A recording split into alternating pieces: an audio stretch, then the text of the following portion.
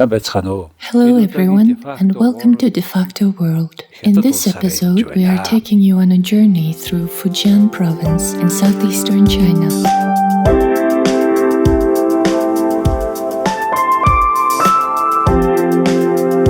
It is a region where history and culture and ongoing reforms toward rapid development intersect. From the port city of Xiamen to the quiet hills of Shankang, in the heart of Fujian, we explored industrial zones and orange groves, mining sites, and scenic coastlines. Along the way, we caught a glimpse of China's transformation and witnessed how the past is threaded through the present. Throughout our travels, we aimed to answer the following three questions. 1. How does China's fast-paced development incorporate and hold on to its historical and cultural roots? 2. What role do cities like Xiamen and industries like mining play in China's rise? 3. How are small and medium-sized businesses adapting to life in the digital age? So let us begin where it all started, with the land and its history. Xiamen is a coastal city on the eastern edge of China, just across the strait from Taiwan.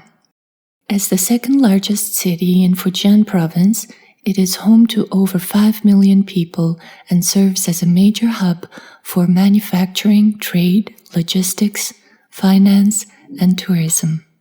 Its location made Xiamen one of the first 4 special economic zones that experienced major reforms in the early 1980s. This is the Xiamen Botanical Garden. In 1984, Deng Xiaoping visited the city and planted this tree here. He is highly regarded as the father of modern China's economic prosperity. That's why many visitors and locals alike take photos here and say, "Our lives improved because of Deng Xiaoping." Though modern and dynamic, Xiamen is also one of China's oldest cities. Known as Amoy in earlier centuries, the city flourished during the Song dynasty as a center of maritime trade between the years 960 and 1279. Its natural harbor and strategic position helped the region to thrive. During the Ming dynasty from 14th through 17th century, the city became a military stronghold. Fortresses were built to protect against pirates and foreign invasions. After China's defeat in the First Opium War, the 1842 Treaty of Nanjing forced the city to open as one of 5 treaty ports for British trade and residence, the other 4 being Canton, Fuqiao, Ningpo, and Shanghai. Foreign merchants traded perfumes, ivory, and precious stones for tea, porcelain, spices, and silk. Christian missionaries built schools and hospitals, diplomats settled, and Western civilization began to slowly influence the region. On Gulangyu Island, just off the coast, European villas, consulates, and churches rose, reshaping the skyline with colonial architecture. Of all these new influences, music, particularly the piano, played an important role.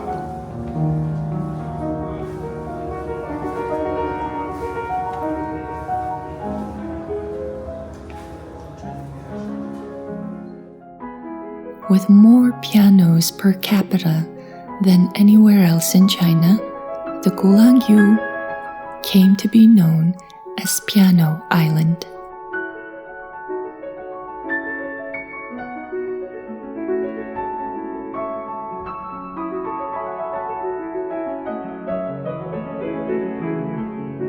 Modern times. Since its designation as a special economic zone, Xiamen has grown rapidly. Foreign investment poured in, exports boomed, and the city fueled development in the broader region. Today, Xiamen is a popular destination for international tourists thanks to its lovely blend of history, culture, and scenic beauty. Gulangyu Island alone attracts nearly 10 million visitors per year. The mild climate, urban landscapes, modern skyline, and vibrant culture appealed to both Chinese and international travelers.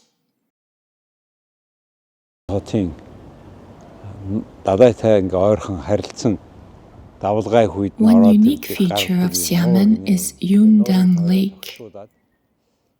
Decades ago, this was a polluted body of water, once a bay that was closed off and neglected. Over the past 20 years, the area has been cleaned, restored, and beautifully landscaped. Locals can now enjoy jogging or walking along a 10-kilometer path that circles the lake. The seawater flows in and out with the tides, and on the western side is Coffee Street, lined with coffee shops. What was once an environmental problem is now a centerpiece of the city. Xiamen regularly hosts major international events. In 2016, it held the G20 Finance Ministers meeting. A year later, the BRICS Summit. In 2024, the city hosted a high-profile football match between the national teams of China and Japan. Xiamen is also home to one of China's top universities. While visiting the Xiamen University campus, we had dinner and a long, meaningful conversation with a group of hardworking Mongolian students who are studying there. Regional visit. Mining. We took a high-speed train about 200 kilometers west of Xiamen to visit the Zijin Shan, meaning purple gold, the gold and copper mine. After roughly a 2-hour ride, we arrived at the newly built train station in Shanghai County. The county is home to about 500,000 people. The area is known for its mining industry, and we came to explore one of China's major copper sites. To give some context, the copper reserves here are roughly 1/3 the size of Mongolia's well-known Erdenet mine. From a Mongolian perspective, Shanghai seems to be what we call a sum, a remote district and its surrounding rural areas within a province.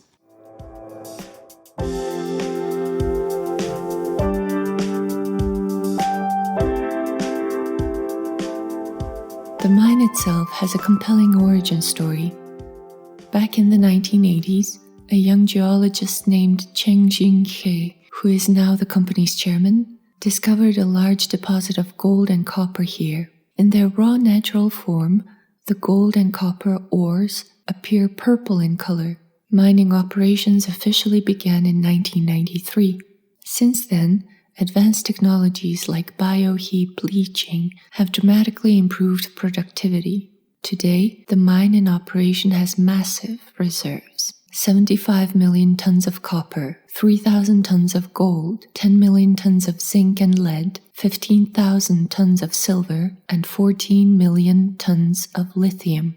It is now the largest producer of gold, copper, zinc in China. The company has operations in 16 countries and employs 55,000 people. On the 2024 Forbes Global 2000 list, Zijin Mining ranks 267th based on a composite score of revenue, profit, assets, and market value.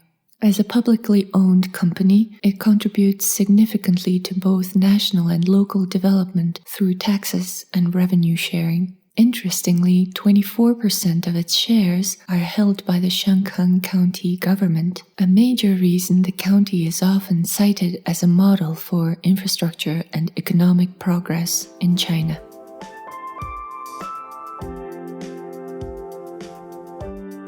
Green technology. We visited the headquarters of a company called Lithium, one of China's leading innovators in energy storage solutions. Founded in 2015, Lithium specializes in manufacturing lithium-ion batteries that support power storage for homes, cities, and industrial operations. Their systems are modular, meaning they can be scaled up easily for larger energy needs. The company operates 4 research centers focused on advancing high-density, long-lasting battery technology. Today, Hythium sells its products in more than 20 countries and regions across the globe. Recently, they launched a 200 megawatt, 400 megawatt hour energy storage system in Yanzhou province, designed to support regional power transmission and distribution.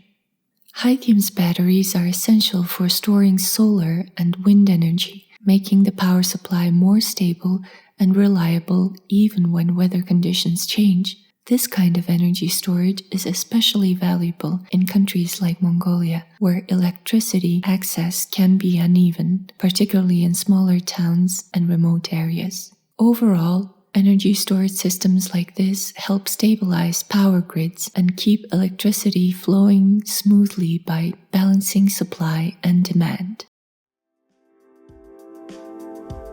Agriculture. On our way back, we had the chance to visit an orange farm in Huang Township of Shenkang County. The local farmers used to cultivate tea here, but in recent years they formed a cooperative to pool their resources and expertise and switched to growing oranges, which proved to be more profitable. The cooperative enabled them to adopt advanced technologies together, improve crop management, and engage in unified marketing efforts. The county government supports small to medium-sized enterprises like this with financial aid.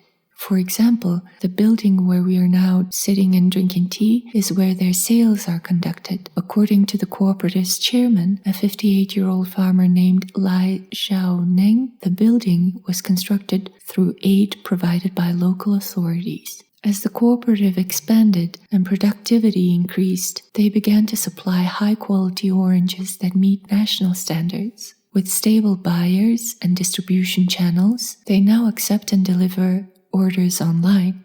Today, another shipment is headed to Inner Mongolia. Since their oranges have become nationally recognized, they are now able to expand their crop field. We've arrived at the orchard farm where 68 households grow oranges together. Interestingly, the cooperative also refers to itself as a chamber of commerce. The current chairman is serving his third term, with each term lasting 5 years. This type of cooperative model offers economic advantages to farmers, reduces individual risk, and increases profit. As a result, such models are becoming increasingly widespread in China's agricultural sector. Ancient Street in Shenkang County Center. In the evening, we took a walk down Wazi Street, a historic place located in the heart of Shenkang County. Shenkang's most celebrated native is Hua Yang, a painter, calligrapher, and poet born in 1682. His Flower and Bird series are widely admired for the masterful harmony of the traditional three perfections of Chinese art: painting, calligraphy, and poetry. These works are considered masterpieces of classical Chinese painting. Wazi Street is also steeped in mystical history. In 1517, during a severe drought that devastated crops and left communities without water, the renowned philosopher and educator Wang Yangmin was invited to lead rituals and prayers over the course of 3 months. At the end of that period, the region was finally blessed with heavy rainfall. In gratitude, a poem he composed was later engraved in stone in 1558. During the Song dynasty, in the year 976, Confucianism was spreading widely throughout China. That same year, Confucian Temple was built in Wazi Street. It is said to be the largest of its kind in southern China. Many of the buildings lining this historic street have served as family-run shops and eateries for generations. We stopped by one such shop that specializes in pickled radish, where we were welcomed with tea and conversation by the owner, Wu Zu. Wu Zu shared that his family has been growing and selling radishes for over a century, passing down traditional techniques and recipes through generations. Their radishes are grown in the fertile soil of Shenkang County, and the store has earned a reputation for its distinctive flavor and quality. Today, the shop draws a wide range of visitors, from local residents to tourists and even high-level government guests. This multi-generational business has become a symbol of Shangkang's culinary and cultural heritage. To appeal to younger generations and visitors to the historic district, the family has introduced new flavors and modernized their packaging. In recent years, they've also embraced digital marketing, making their products available across the country.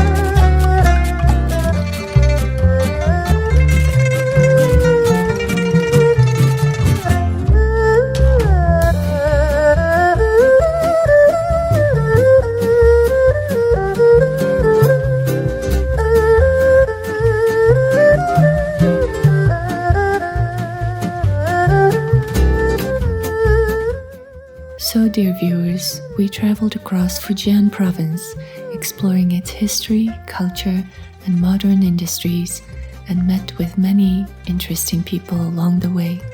This short report offers a glimpse through the lens of one province into how China has opened up to the world, embraced new technologies, developed its industries, boosted exports, and flourished as a result. Nationally, China has seen a dramatic rise in living standards, with hundreds of millions lifted out of poverty. But as economic growth slows, the country now faces a new set of challenges. According to Western analysts, a looming demographic crisis is taking shape, driven by a slowing economy, reduced government welfare, and the long-term effects of the one-child policy. Pension funds are running low, and time is short to build the financial capacity needed to care for a rapidly aging population. At the same time, birth rates are falling, and projections suggest that by the end of this century, China's population could decline by 30 to 40%. Youth unemployment is another major concern. As of July 2024,